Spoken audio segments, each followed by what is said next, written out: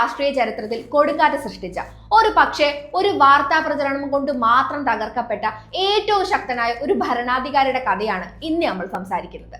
മുൻ ആഭ്യന്തരമന്ത്രിയും കോൺഗ്രസിന്റെ കരുത്തനായ നേതാവുമായിരുന്ന കേരള കോൺഗ്രസിന്റെ പിറവിക്ക് കാരണഭൂതനുമായ പി.ടി. ചാക്കോയുടെ 61ാം ചരമവാർഷികമാണ് ഓഗസ്റ്റ് 1. CPI മുഖപത്രമായ ജനയുഗത്തിന്റെ വിഖ്യാതനായ എഡിറ്റർ കാമശ്ശേരി കരുണാകരൻ പത്രത്തിന്റെ രജത ജൂബിലി ആഘോഷവേളയിൽ കൊല്ലത്ത് വെച്ച് തന്റെ പത്രാധിപ സമിതി അംഗങ്ങളോട് പറഞ്ഞു, നമ്മുടേത് പാർട്ടി പത്രമാണ്. ആ ലൈനിൽ ഒരുപാട് ചെയ്തു. പി.ടി. ചാക്കോ ഒരു സ്ത്രീയെ തട്ടിക്കൊണ്ടുപോയെന്നും അദ്ദേഹത്തിന്റെ കാർ കൈവണ്ടിയിൽ ഇടിച്ച് അപകടമുണ്ടാക്കിയെന്നും നമ്മൾ വാർത്തയുണ്ടാക്കി. 10% സത്യവും 90% കള്ളം. പക്ഷെ ആ വാർത്ത ചാക്കോയുടെ ജീവിതം തുലച്ചു. അത്തരം രീതികളൊന്നും നമുക്കിനി വേണ്ട. അതൊരു പത്രത്തിന്റെ പശ്ചാത്താപമായിരുന്നു. അപ്പോഴേക്കും സമയം ഒരുപാട് കടന്നുപോയിരുന്നു. ആ കുറ്റസമ്മതം കേൾക്കാൻ ഇരയായ പി.ടി. ചാക്കോ എന്ന നേതാവ് ഇല്ലായിരുന്നു. രാഷ്ട്രീയത്തിൽ നിന്നല്ല, ഈ ഭൂമിയിൽ നിന്ന് തന്നെ അദ്ദേഹം വിട വാങ്ങിക്കഴിഞ്ഞിരുന്നു.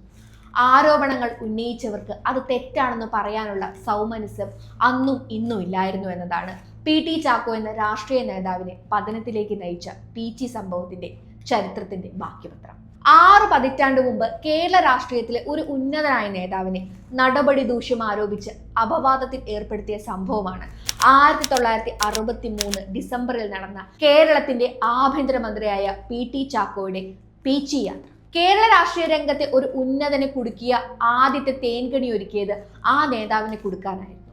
അത് വാർത്താ പ്രാധാന്യമാക്കി. ചാക്കോയുടെ പതനത്തിന്റെ പങ്ക് വഹിച്ചതിന്റെ കുറ്റബോധമാണ് കാമ്പശ്ശേരി തന്റെ വാക്കുകളിലൂടെ പ്രകടമാക്കിയത്. കേരള രാഷ്ട്രീയത്തിലെ അതിശക്തനായ ഒരു പോരാളിയുടെ, ഒരു നേതാവിന്റെ പതനത്തിന്റെ കഥയാണിത്. ഗൂഢാലോചനയും ഉപജാപവും കുതികാൽ വെട്ടും തേജോവധവും സമാസമം കൂട്ടിക്കലർത്തിയ വഞ്ചനയുടെ കഥ. കേരളം കണ്ട ആദ്യത്തെ സദാചാര ഗുണ്ടായിസത്തിന്റെ ആദ്യ രാഷ്ട്രീയ ഇരയുടെ കഥ. കോട്ടയത്തെ വാഴൂരിലെ പുള്ളോലിൽ തോമസ് ചാക്കോ എന്ന പി.ടി. ചാക്കോ, കട്ടിയുള്ള മേൽമീശക്കാരൻ, ഒരു സിഗരറ്റിൽ നിന്ന് മറ്റൊരു സിഗരറ്റ് കൊളുത്തി പുകവലിക്കുന്ന ചങ്ങല വലിയൻ, മികച്ച ക്രിമിനൽ വക്കീൽ, കേരളം കണ്ട ഏറ്റവും മികച്ച ആഭ്യന്തരമന്ത്രി, പാർട്ടിക്കാർ തള്ളിപ്പറഞ്ഞിട്ടും അവസാനം വരെ കോൺഗ്രസുകാരനായവൻ, കറപുരളാത്ത രാഷ്ട്രീയം ആവേശമായി കൊണ്ടു നടന്ന പി.ടി. ചാക്കോയുടെ 60ാം ചരമവാർഷിക ദിനത്തിൽ അദ്ദേഹത്തിന്റെ ജീവിതത്തിലെ ആരും മറക്കാത്ത ആ അധ്യായത്തിലേക്ക് നമുക്കൊന്ന് കണ്ണോടിക്കാം. ചെറുപ്പം മുതലേ അച്ചടക്കമുള്ള ഒരു കോൺഗ്രസുകാരനായി വളർന്ന അദ്ദേഹം 1938 സ്റ്റേറ്റ് കോൺഗ്രസിൽ അംഗമായി. സ്വാതന്ത്ര്യ സമര കാലഘട്ടത്തിൽ തിരുവിതാംകൂർ ദിവാനെതിരെ പോരാടി 6 മാസം പൂജപ്പുര സെൻട്രൽ ജയിലിൽ തടവ് ശിക്ഷ അനുഭവിച്ചു. 1945 രാജ്യദ്രോഹ കുറ്റത്തിന് ജയിലിൽ കിടക്കുമ്പോഴാണ് സർ CPക്ക് ഒരു തുറന്ന കത്ത് എന്ന പ്രശസ്തമായ പുസ്തകം അദ്ദേഹം എഴുതിയത്. തടവറയ്ക്കുള്ളിലും തന്റെ രാഷ്ട്രീയ നിലപാടുകളിൽ അദ്ദേഹം ഒരിക്കലും ഒട്ടും പിന്നോക്കം പോയിട്ടില്ല. 1948 തിരുവിതാംകൂർ നിയമസഭയിൽ ചീഫ് വിപ്പായ ചാക്കോ 1957 കേരള സംസ്ഥാനം രൂപീകൃതമായപ്പോൾ നിലവിൽ വന്ന ആദ്യ നിയമസഭയിലെ ആദ്യത്തെ പ്രതിപക്ഷ നേതാവായി മാറി. തന്റെ തറപ്പിച്ചു പറയുന്ന സംസാര ശൈലി കൊണ്ടും നിയമസഭാ തർക്കങ്ങളിലെ പ്രാവീണ്യം കൊണ്ടും അദ്ദേഹം സഭയിലെ പ്രമുഖ ശബ്ദമായി മാറി. ഒരു ഉറച്ച കത്തോലിക്ക വിശ്വാസിയായിരുന്നെങ്കിലും വൈദികരും സഭയും രാഷ്ട്രീയത്തിൽ ഇടപെടുന്നതിനെ അദ്ദേഹം ശക്തമായി എതിർത്തു. രാഷ്ട്രീയവും മതവും കൂട്ടിക്കുഴയ്ക്കരുത് എന്ന കാര്യത്തിൽ അദ്ദേഹം വ്യക്തമായ ഒരു നിലപാടുള്ള ആളായിരുന്നു. മധ്യ തിരുവിതാംകൂറിലെ സാധാരണ ക്രൈസ്തവർക്ക് ഇടയിലും പൊതുജനങ്ങൾക്ക് ഇടയിലും വൻ ജനസ്വാധീനമുള്ള നേതാവായി ചാക്കോ വളരെ വേഗമാണ് വളർന്നത്.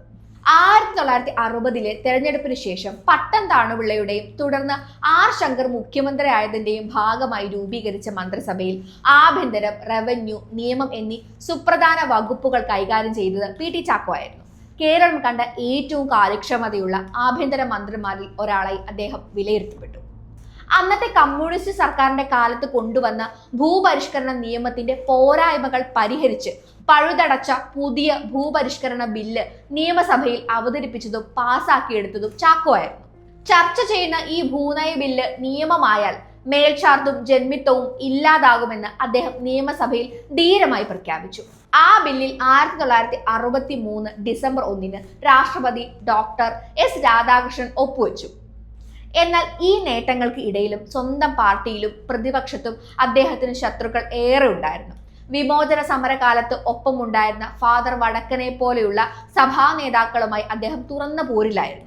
പുരോഹിതരുടെ രാഷ്ട്രീയ പ്രവർത്തനത്തെ കോട്ടയം തിരുനക്കര മൈതാനിയിൽ വെച്ച് ചാക്കോ പരസ്യമായി വിമർശിച്ചത് വലിയ പ്രക്ഷോഭങ്ങൾക്ക് വഴിവെച്ചു.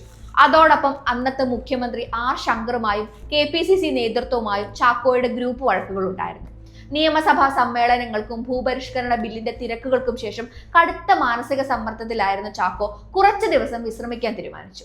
അങ്ങനെയാണ് തൃശൂരിനടുത്തുള്ള പീച്ചി ഡാം റെസ്റ്റ് ഹൗസിലേക്ക് അദ്ദേഹം യാത്ര തിരിക്കുന്നത്.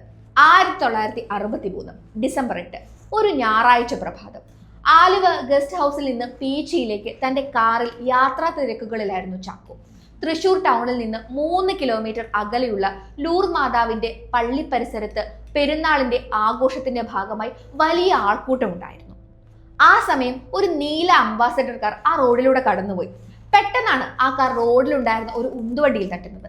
വണ്ടിക്കാരനായ വേലായുധൻ ഓടയിലേക്ക് വീഴുകയും വണ്ടിയുടെ അച്ചാണി ഇളകി മറിയുകയും ചെയ്തു. കാർ ഓടിച്ച ആൾ അപകടം നടന്ന കാര്യം അറിയാതെ വണ്ടി നിർബന്ധമായും നിർത്താതെ മുന്നോട്ട് പോയി. എന്നാൽ അത് ഒരു സാധാരണ കാർ ആയിരുന്നില്ല.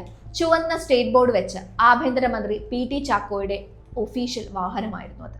അതിനേക്കാളേറെ ജനങ്ങളുടെ ശ്രദ്ധ ആകർഷിച്ചത് കാറിന്റെ മുൻസീറ്റിൽ കറുത്ത കണ്ണട വെച്ച ഒരു സ്ത്രീ ഇരിക്കുന്നുണ്ടായിരുന്നു എന്നതാണ്. ആ കാലഘട്ടത്തിൽ സോഷ്യൽ മീഡിയയോ തത്സമയ വാർത്താ ചാനലുകളോ ഇല്ലായിരുന്നു. എങ്കിലും അന്ന് നിലവിലുണ്ടായിരുന്ന പത്രങ്ങൾ ഈ സംഭവത്തെ വൻ വിവാദമാക്കി മാറ്റി. സംഭവിച്ചത് എന്താണെന്ന് വിശദീകരിക്കാൻ ചാക്കോയ്ക്ക് അവസരം ലഭിക്കുന്നതിന് മുൻപ് തന്നെ മാധ്യമങ്ങളും രാഷ്ട്രീയ എതിരാളികളും അദ്ദേഹത്തെ അസന്മാർഗിയായി ചിത്രീകരിച്ചു.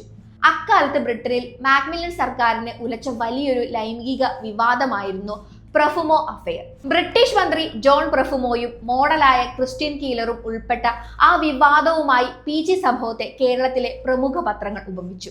ആരാണ് കേരളത്തിലെ ക്രിസ്റ്റ്യൻ കീലർ എന്ന രീതിയിലായിരുന്നു അന്ന് പത്രത്തിലെ തലക്കെട്ടുകൾ വന്നത്. PT ചാക്കോയെ കേരളത്തിന്റെ പ്രഫുമോ എന്ന് മാധ്യമങ്ങൾ അധിക്ഷേപിച്ചു. യഥാർത്ഥത്തിൽ സ്വന്തം പാർട്ടിയിലെ ഗ്രൂപ്പ് വഴക്കുകളുടെയും പ്രതിപക്ഷ രാഷ്ട്രീയ ഗൂഢാലോചനകളുടെയും ഇരയാവുകയായിരുന്നു അദ്ദേഹം. കാറിലുണ്ടായിരുന്നത് ഒരു കോൺഗ്രസ് പ്രവർത്തകയായ പത്മം S മേനോൻ ആയിരുന്നുവെന്നും അവർക്ക് മന്ത്രിയോടൊപ്പം സഞ്ചരിക്കേണ്ടി വന്നതിന്റെ സാഹചര്യം എന്തായിരുന്നുവെന്നും പിന്നീട് തെളിഞ്ഞെങ്കിലും അപ്പോഴേക്കും ചാക്കോയുടെ രാഷ്ട്രീയ പ്രതിച്ഛായ തകർക്കപ്പെട്ടിരുന്നു. തുടർന്നുണ്ടായ കടുത്ത ധാർമ്മിക സമ്മർദ്ദത്തിന്റെയും പാർട്ടിയിലെ ഗ്രൂപ്പ് പോരുകളെയും തുടർന്ന് PT ചാക്കോ ആഭ്യന്തര മന്ത്രിസ്ഥാനം രാജിവെക്കാൻ നിർബന്ധിതനായി. PG സംഭവത്തിന്റെ സത്യാവസ്ഥ എന്തായിരുന്നുവെന്ന് വർഷങ്ങൾക്ക് ശേഷമാണ് പുറത്തു വന്നത്. മന്ത്രിസ്ഥാനം രാജിവെച്ച് രാഷ്ട്രീയത്തിൽ ഒറ്റപ്പെട്ട് കോട്ടയത്ത് അഭിഭാഷക വൃത്തിയിലേക്ക് മടങ്ങിയ ചാക്കോ 1964 ഓഗസ്റ്റ് 1 കടുത്ത ഹൃദയാഘാതത്തെ തുടർന്ന് അപ്രതീക്ഷിതമായി ലോകത്തോട് വിട പറഞ്ഞു. വെറും 49 വയസ്സായിരുന്നു അന്ന് അദ്ദേഹത്തിന്റെ പ്രായം. അദ്ദേഹത്തിന്റെ വേർപാടും അതിനുശേഷമുണ്ടായ രാഷ്ട്രീയ സംഭവ വികാസങ്ങളുമാണ് പിൻകാലത്ത് KM ജോർജിന്റെ നേതൃത്വത്തിൽ കേരള കോൺഗ്രസ് എന്ന പുതിയൊരു രാഷ്ട്രീയ പാർട്ടിയുടെ പിറവിക്ക് കാരണമായത്. മാധ്യമ വിചാരണയും രാഷ്ട്രീയ ഉപജാപങ്ങളും ചേർന്ന് ഒരു വ്യക്തിയുടെ, മികച്ച ഒരു ഭരണാധികാരിയുടെ ജീവിതത്തെ എങ്ങനെ തകർത്തെറിഞ്ഞു എന്നതിന്റെ വലിയ ഉദാഹരണമാണ് PT ചാക്കോയുടെ ഈ ചരിത്രം. സത്യം പുറത്തു വരുമ്പോഴേക്കും ചരിത്രത്തിലെ ആ വലിയ ഇര നമ്മെ വിട്ടുപിരിഞ്ഞിരുന്നു.